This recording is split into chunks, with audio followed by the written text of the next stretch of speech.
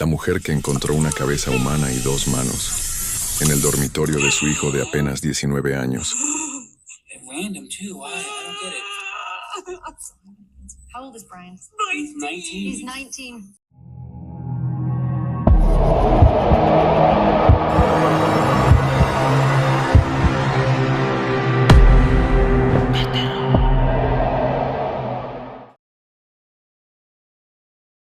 Emergency. I found something in my son's closet wrapped in a plastic bag. Okay, what was it? I think it's a human food. It's a what? I think it's a human food.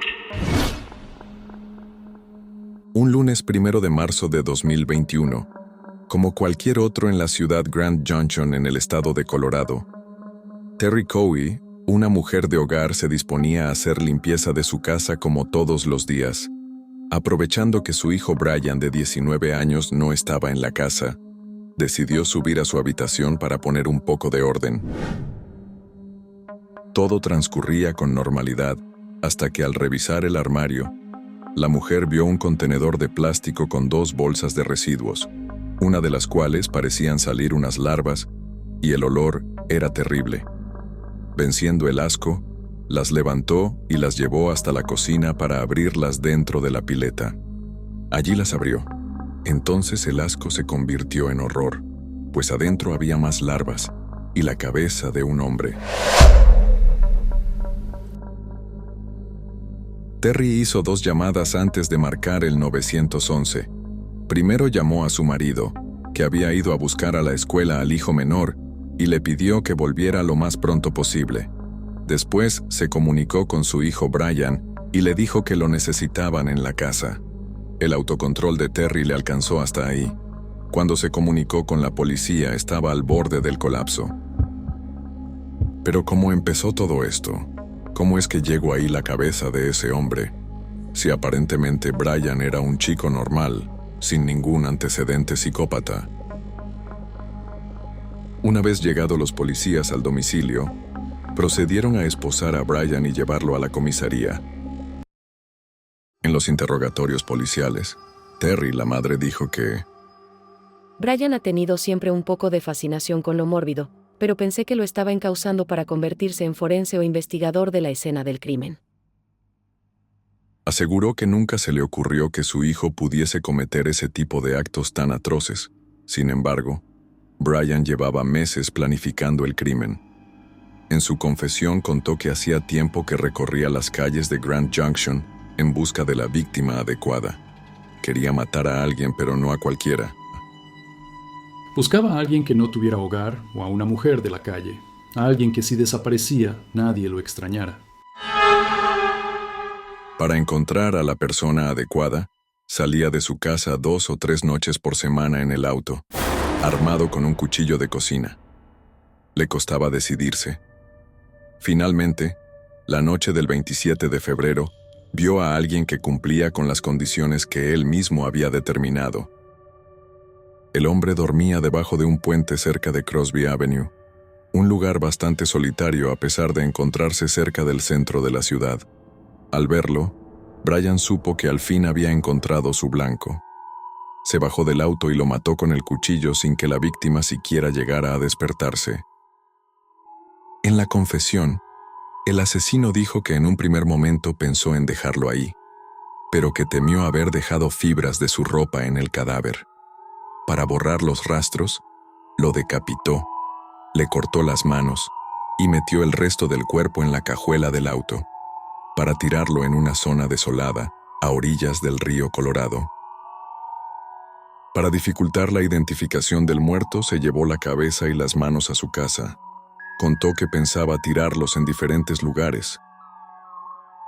El vagabundo fue identificado como Warren Barnes, de 69 años, un vagabundo sin techo al que, contra lo que Brian suponía nadie echaría de menos, mucha gente había empezado a extrañar.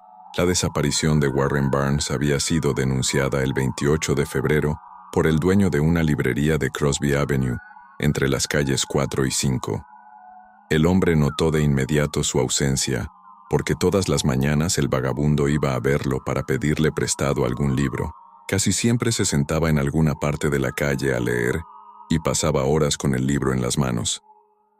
También extrañaban a Barnes los dueños de un café que siempre le daban alguna bebida caliente y algo para comer. A pesar de vivir en la calle, Barnes era un vecino querido en el centro de Grand Junction. Conversaba con los comerciantes, prestaba pequeños servicios, era amable y contaba historias.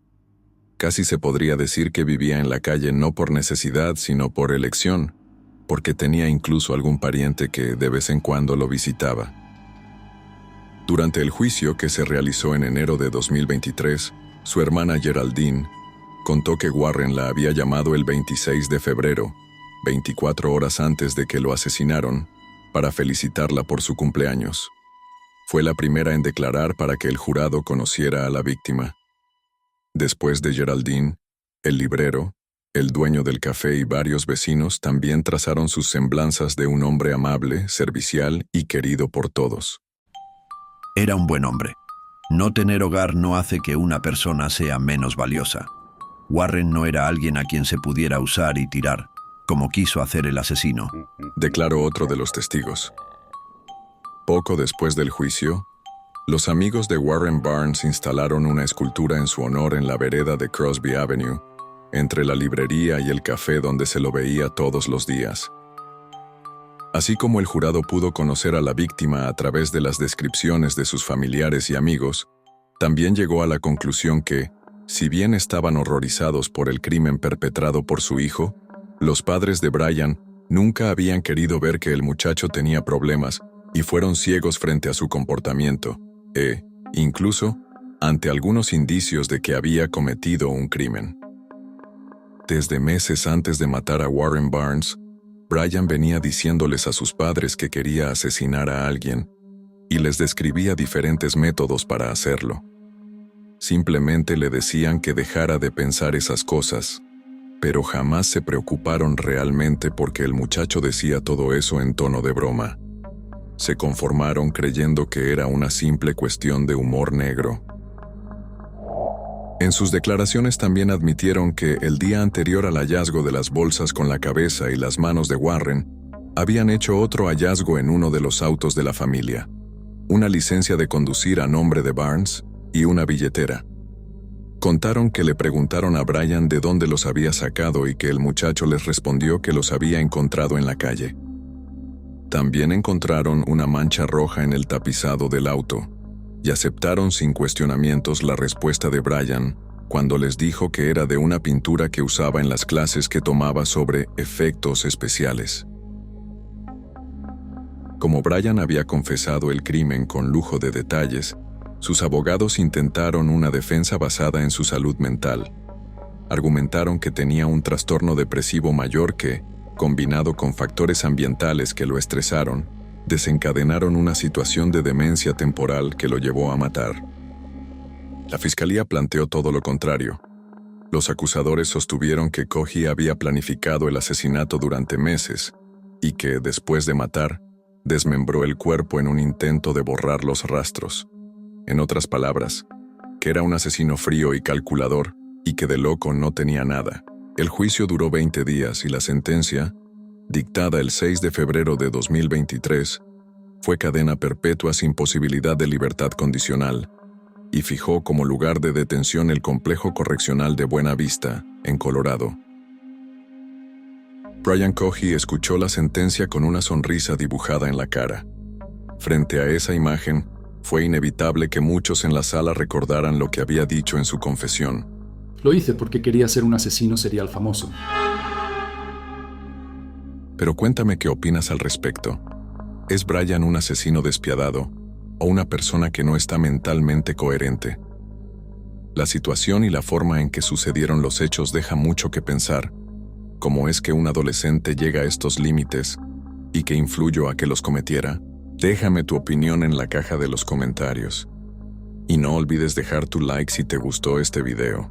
Suscríbete para más contenido como este. Y recuerda, el terror nunca se apaga.